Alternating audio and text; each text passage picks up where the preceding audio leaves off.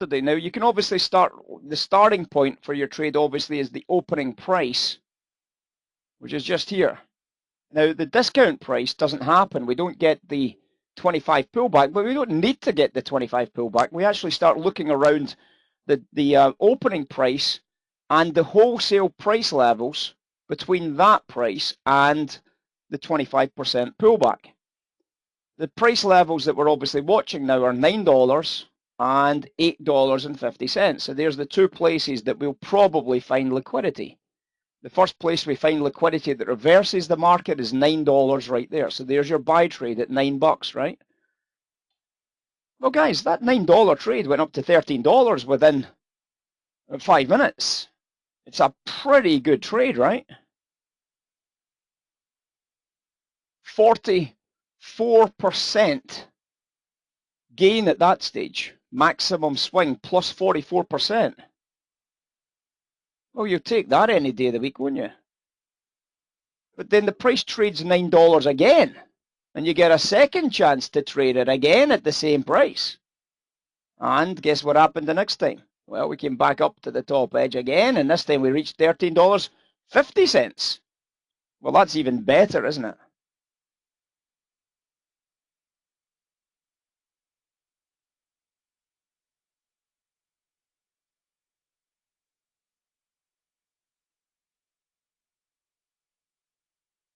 And then guess what happened? We got $9 again. Obviously, with the volumes exploding like that and it's stopping, you're thinking, wait a second, I don't know if we're going to go any higher here, but you know what? We've got to keep doing some business. We've got to keep trying it. And you start seeing it stuttering this time, don't you? So $9 to maybe $11.50. You're looking at around about a $2.50, maybe a $2 winner on that trade. That's okay, you know, you're 20%, 25%, 30%, whatever. You're starting to book some of those monies and say, you know what, I've had a great day. I've doubled my account. I've doubled my account today, and that's all I can ever expect. If I could, well, I can't expect to double my account every day, but I'm doing better than the vast majority of the planet by doubling my account today. If I started with 10 grand that day, I finished the day with 20 grand. Woohoo! No leverage at all. No leverage. No options. No trying to figure out strike prices, out of the monies, in the monies, 2 weeks, 3 weeks. Just simple buys and sells for a huge profit on a non-leveraged position. Anyway, so what happens next, of course, is that this goes on to do nothing. The volumes drop right out the markets here. If you wanted to take one last attempt at it at $9, it came close to touching it here. It traded $9 here. It went up and it scratched you out. And that was the end. If you did want to trade the $9, that was the end of the trade at that stage, because the price then goes south out of that area. And that's you. You just let it go. You let it go. It's finished. Now, what happened this morning is that this stock, Technical Communications, ended up a gap down on this morning's cats. So in other words, there was so much profit taking at the close. This was where the market closed the previous day, remember, at $4. So when there was so much profit taking at the close that this stock ended up gapping down this morning at the open.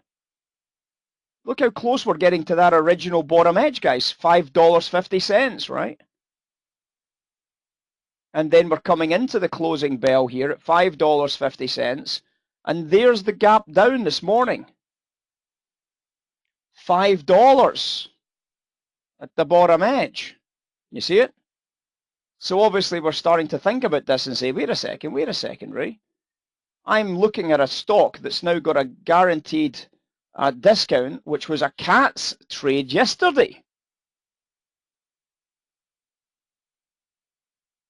You imagine, guys, remember what Cliff did? Remember what I did? We were buying this stock at $9 yesterday. Myself and Cliff were both buyers of $9 stock yesterday in this TCCO ticker. We're getting offered the same stock at $4 this morning. And the $9 we made over 100% at $9. So do you not think you'd be excited about buying $4 stock this morning, $5 stock this morning? Half the price that we paid yesterday for it? Is that not a good deal? Well, we bought some $4 at 90, we bought some $5 stock, and we got up to nearly $6 on the trade. Is that not a bargain right there? Is that not bargain of the century, buying $4.95 stock right there? My God, it's bargain of the century.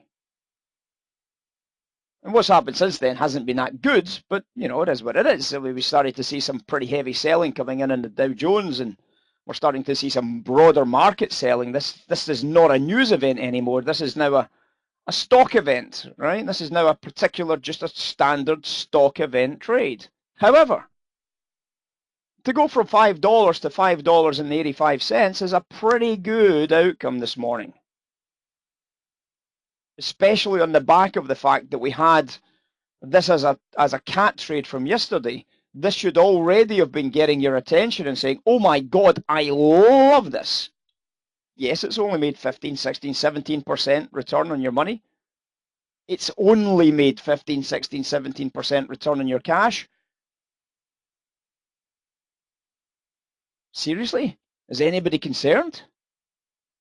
How much has your pension fund made? Perhaps it's made 5 or 6 or 7 or 8, 10% this year. This has just made 15% this morning. And because of the selling that's coming in equities, you're just going to be a little bit more careful with this at the moment. But think about this, guys. That's the trade we've done in TCCO in the last 2 days. We bought the premiums for the big momentum news pop. We bought the heavy discounts.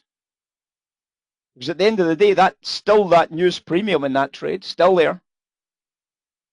This potentially has a 100% upside, this stock, hasn't it?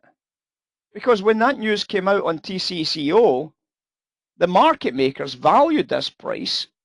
Remember, the fair value price is around about $8.20. Now, obviously, because they've mispriced this in the open, you've got to look at that and say, okay, well, that's probably 20% too expensive. So $8.20 looks like a reasonable bet. So if you're buying stock at $5, you've got about a 60% upside on that stock based on the market maker's valuation on this trade. Remember, the market maker's valuation is the opening price minus 25%. So the valuation that the market maker has on this stock is this valuation here. Now you might say, why the hell did you buy it above that valuation? Because it's a momentum trade. It's a trade that we are trying to take advantage of perhaps the market maker mispricing the early stages of the stock, which is why it's called a momentum trade. So we're buying when we see that the market has a big volume down candle. We buy into the big volume down candles to try and take advantage of the market maker maybe mispricing it. Remember, the market makers, you know, they're not invincible. Sometimes they misprice these stocks. Usually they don't. The vast majority of cats, as you know, go down at the open, not up. So we're very mindful of the fact that this is probably going to drop off.